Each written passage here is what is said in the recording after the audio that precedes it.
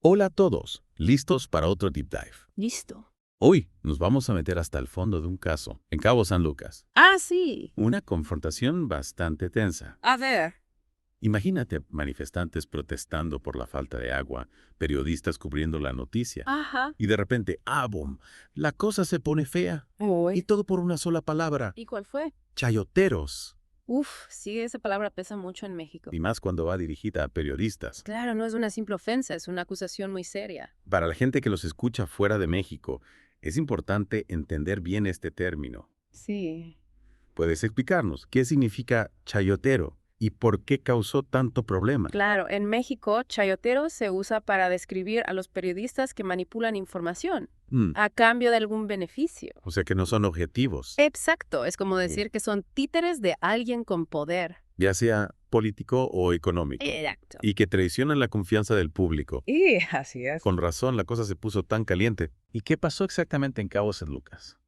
Bueno, según los reportes, unos periodistas, entre ellos Virginia Carreón de Al Minuto y José Luis Orantes de Visión, Ajá. estaban cubriendo una protesta por la falta de agua. ¿Ah? Estaban entrevistando a Ramón Rubio Apodaca, el gerente de OMSAPAZ. La entidad responsable del agua potable. Sí, cuando algunos manifestantes los enfrentaron. Estaban en el ojo del huracán buscando la versión oficial. Exactamente, y ahí fue cuando uno de los manifestantes les gritó, ¡chayoteros! ¡Wow! La acusación era que no estaban reportando bien la crisis del agua. Y que estaban protegiendo a las autoridades. Exactamente. Imagínate la presión del momento. Carreón terminó necesitando atención médica por el estrés. Sí, es una situación muy difícil. Esto nos hace pensar en la presión que enfrentan los periodistas en México. Totalmente, este caso no es un hecho aislado. México es uno de los países más peligrosos del mundo para ser periodista. Desgraciadamente sí. Amenazas, agresiones e incluso asesinatos son comunes. Sobre todo para los que investigan temas delicados como la corrupción. O el crimen organizado. Exactamente. Y en este contexto, la palabra chayotero se convierte en un arma para silenciar a la prensa, Sin duda, deslegitima su trabajo y genera desconfianza en la gente. aunque no haya pruebas de corrupción. Así es. Y esto nos lleva a una pregunta clave. ¿Cómo podemos garantizar que los periodistas informen con libertad y seguridad en un ambiente tan hostil? Es una pregunta muy compleja. Lo es, pero creo que la respuesta implica un esfuerzo de todos. ¿De acuerdo? Las autoridades, los medios y la sociedad en general. Claro. Las autoridades deben proteger a los periodistas y perseguir a quienes los atacan. Sí. Los medios deben reforzar su ética y transparencia para recuperar la confianza del público. De acuerdo. Y la sociedad debe ser consciente de la importancia de un periodismo libre para la democracia. Totalmente de acuerdo. Este incidente en Cabo San Lucas, aunque parezca aislado, Sí. nos muestra un problema mucho más grande. La fragilidad de la libertad de prensa en México y los desafíos que enfrentan los periodistas. Es cierto, y también nos obliga a reflexionar sobre nuestro papel como ciudadanos. ¿Cómo podemos contribuir a un periodismo más libre y responsable? Esa es la pregunta. ¿Cómo podemos informarnos críticamente y apoyar a los que arriesgan su vida para contarnos la verdad? Preguntas importantes. Con esa reflexión, vamos a hacer una pausa. Ok. Volvemos en un momento para hablar de las consecuencias de este incidente y explorar ideas para mejorar la situación del periodismo en México. Me parece bien. Y bueno, retomando el caso de Cabo San Lucas, es interesante analizar qué pasó después del incidente. Sí, porque lo que pasó después nos da una idea del panorama general de cómo se están manejando estos temas en México. Exactamente. Juan Carlos Méndez Ramírez, presidente de Medios Digitales del Pacífico, Una organización que representa a periodistas en la región. sí condenó públicamente la agresión. ¿Y qué dijo? Empezó a circular una carta donde defiende a los reporteros y también recuerda las amenazas que muchos enfrentan en Baja California Sur. O sea que ese caso no es único. No para nada, es un reflejo de un problema más grande. Y esa carta seguro que generó mucha discusión, Claro, porque en México la relación entre la prensa y el poder, ya sea político o económico. sí, siempre ha sido complicada, Hay mucha historia de censura y violencia contra periodistas. sobre todo contra los que desafían al sistema. Nos estamos hablando de una desconfianza muy profunda, Exactamente, y esa desconfianza ha crecido en los últimos años. con la polarización social y las noticias falsas. Sí, un caldo de cultivo para la desinformación. Y el descrédito hacia la prensa. Así es, la gente desconfía de la prensa. Y se refugia en información falsa. Exactamente, y eso alimenta aún más la desconfianza. Un círculo vicioso. Sí, y en ese contexto la palabra chayotero es un arma para desacreditar a cualquier periodista. Sin importar si hay pruebas o no. Exactamente. Viendo a Carreón y Orantes, decidieron tomar acciones legales. Méndez Ramírez ofreció apoyo legal para que presentaran una denuncia, Ajá. pero hasta donde sabemos no lo han hecho. ¿Y por qué crees que no lo han hecho? Miedo a represalias, tal vez. O desconfianza en el sistema judicial.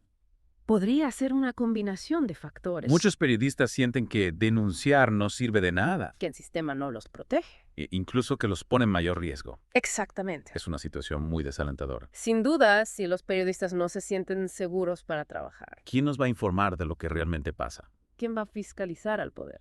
Esa pregunta nos interpela a todos. Claro, la libertad de prensa no es solo un derecho de los periodistas. Es un derecho de la sociedad, Exactamente, si queremos una sociedad informada, crítica y participativa. necesitamos una prensa libre. Y eso implica un compromiso de todos. De acuerdo. Las autoridades, los medios y la sociedad.